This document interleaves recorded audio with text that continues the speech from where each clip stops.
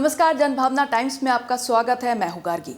Deepika Padukone Bollywood industry की top actresses में से एक हैं। उनको किसी की पहचान की जरूरत नहीं, वो खुद ही एक पहचान है। लेकिन टॉप में रहना इतना आसान नहीं होता, उसके लिए भी कीमत चुकानी पड़ती है। वही हुआ दीपिका के साथ भी। जिस समय दीपिका इंडस्ट्री को एक के बाद एक ब्लॉकबस्टर दे रही थी, बड़े बड़े एक्टर्स के साथ काम कर रही थी, वहीं दूसरी तरफ एक मीडिया ग्रुप ने उन्हें नीचे गिराने का काम किया। ऐसा ही एक मामला 2014 का है, जब एक शख्स दीपिका को बर्बाद करना चाह रहा था।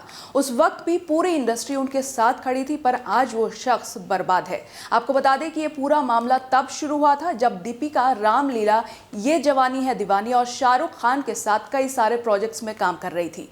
इसी दौरान एक बड़ा मीडिया ग्रुप, जिसे कहा जाता है कि सबसे ज्यादा बार न्यूज ब्रेक वही करता है, उस मीडिया ग्रुप से एक ट्वीट आता है जिसमें उन्होंने एक व्हाइट सूट पहना था और अपने चेन्नई एक्सप्रेस के इवेंट के लिए पहुंची थी। और तभी का एक वीडियो शेयर करके बोला जाता है, oh my God, Deepika Padukone का क्लेवर शो चल रहा है।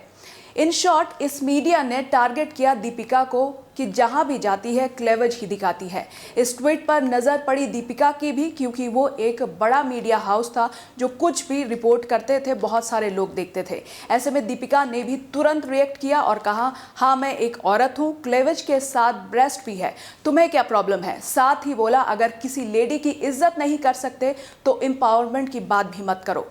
ये मीडिया ग्रुप हमेशा औरतों को सम्मानित करता था। औरतों और सुशांत केस में एक्यूज रिया चक्रवर्ती को भी स्ट्रॉन्ग रूप में मीडिया ने प्रेजेंट किया था। जब इस पर दीपिका ने स्टैंड लिया तो उनके साथ कई सारे इंडस्ट्री के लोगों ने उनका सपोर्ट किया। रणवीर सिंह, अर्जुन, प्रियंका और भी। साथ ही इस न्यूज ग्रुप के लिए दीपिका ने ओपन लेटर भी लिखा और बताया कि कैसे एक एक्ट्रेस को पब्लिक फिगर होने पर कीमत चुकानी पड़ती है।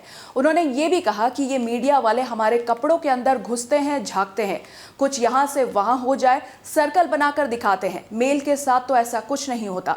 दीपिका ने कहा, मेरा काम जो मुझसे डिमांड करेगा मैं करूंगी। उस टाइम वो हैप्पी न्यू ईयर की मूवी कर रही थी और उन्होंने बोला, इसमें तो मैंने ऐसे ही कपड़े पहने हैं।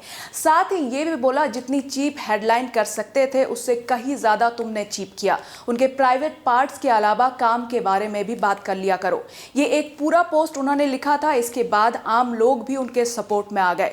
अब मीडिया ग्रुप सख्ते में आ गया, पर ये इतने पावरफुल थे तो माफी मांगने के बजाय उन्होंने जवाब दिया, डियर दीपिका, हमें औरतों के बॉडी पार्ट्स में जूम इन करने का कोई इंटरेस्ट नहीं, पर कितने ऐसे मौके हैं जहां magazine shoots, stage dance practice पे आपकी बॉडी फ्लॉन्ट कर रही होती है, वहां क्या नीड थी।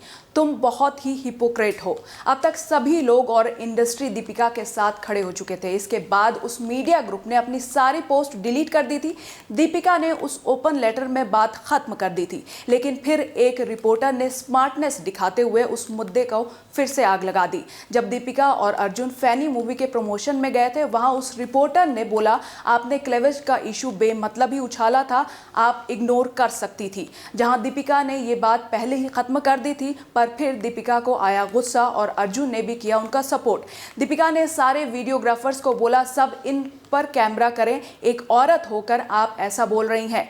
दीपिका इस मुद्दे से बहुत अपसेट थी, दुखी थी। वो कहते हैं ना, मुद्दत लाख बुरा चाहे तो क्या होता है, वही होता है जो मंजूर खुदा होता है। यही हुआ दीपिका के साथ भी। बाकी की खबरों के लिए आप हमारे वेबसाइट www.thejbt.com को लॉगिन कर सकते हैं। देश और दुनिया की बाकी खबरों के लिए देखते रहिए जनभावना टाइम्स। नमस्कार।